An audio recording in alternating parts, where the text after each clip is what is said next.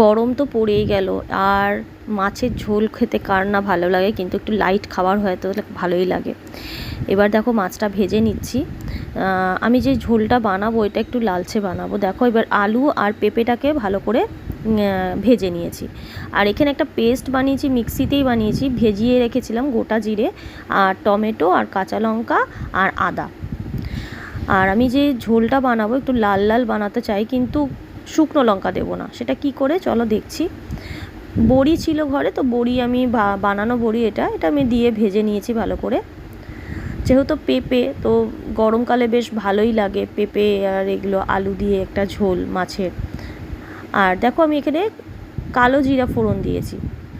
তারপরে আমি যেটা বললাম যে একটু ঝোলটা আমি লাল লাল করতে চাই, তো টমেটোটাকে একটু সামান্য মানে চিনি সামান্য আর নুন দিয়ে ভেজে নিয়েছি ভালো করে। তারপরে যে বাটিতে যে মশলাটা দেখছিলে ওটা আমি দিয়ে দিলাম, দিয়ে ভালো করে কষানোর পরে সেই ভাজা আলু আর পেঁপেটা এর মধ্যে অ্যাড করলাম। এবার ভালো করে নাড়াচাড়া আর কষানো, ভালো করে কষিয়ে নিলাম। এর মধ্যে নুন হলুদ সব দিয়ে দেওয়া হয়েছে, হলুদ আর নুন, আর কিছু দিইনি। এরপরে ফুটতে শুরু করলো, জল দিয়ে দিলাম, ভালো করে ফুটিয়ে নেওয়ার পরে মাছগুলো দিয়ে দিলাম। লাস্টে আমি দিলাম বড়িটা দিয়ে ভালো করে ফুটিয়ে নিলাম। তৈরি। কি সুন্দর লাগছে দেখো, কেমন হয়েছে জানি।